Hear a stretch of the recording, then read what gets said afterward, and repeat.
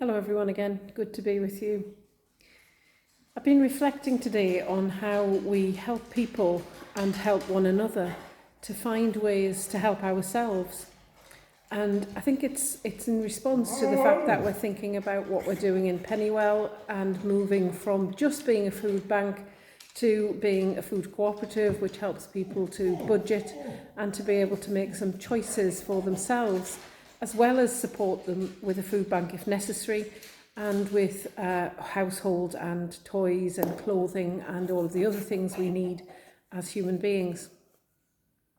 I think what struck me was the sense of helping people to understand how to budget, to understand how we use our skills and our gifts to make sure that we can make our lives work in a functioning way, particularly if we're responsible for other people, like children.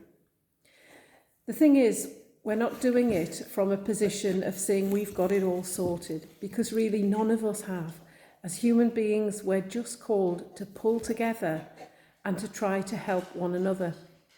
And it reminded me of a quotation from Desmond Tutu some time ago, who said, "We have to simply stop pulling people out of the river.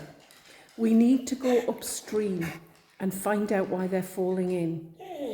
I thought that was an amazing thing to think about and to say. It isn't just about helping people to be pulled out of the river, because at one time or another we'll all fall in. At one time or another we all need a hand to reach in and help us out. What we need to sustain that is to work out why people are falling in, why we ourselves are falling in. What are the dangers? What are the trip hazards? What are the things that make us fall into the river? When we know that, we're not only in less danger of falling in, but we're in a greater position to stop it happening to others as well as ourselves. So, we all need to do that for ourselves and for each other, however it is. It isn't just about food banks. It isn't just about being given help.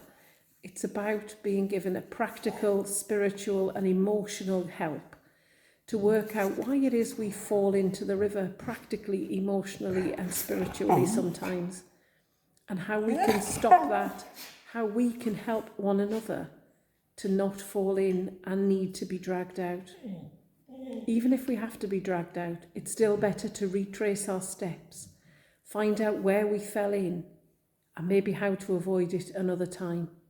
And doing that hand in hand with someone else, as well as the God who loves us, is always a better thing to do. I hope you find time and space and ways to do that for yourself and with and for each other.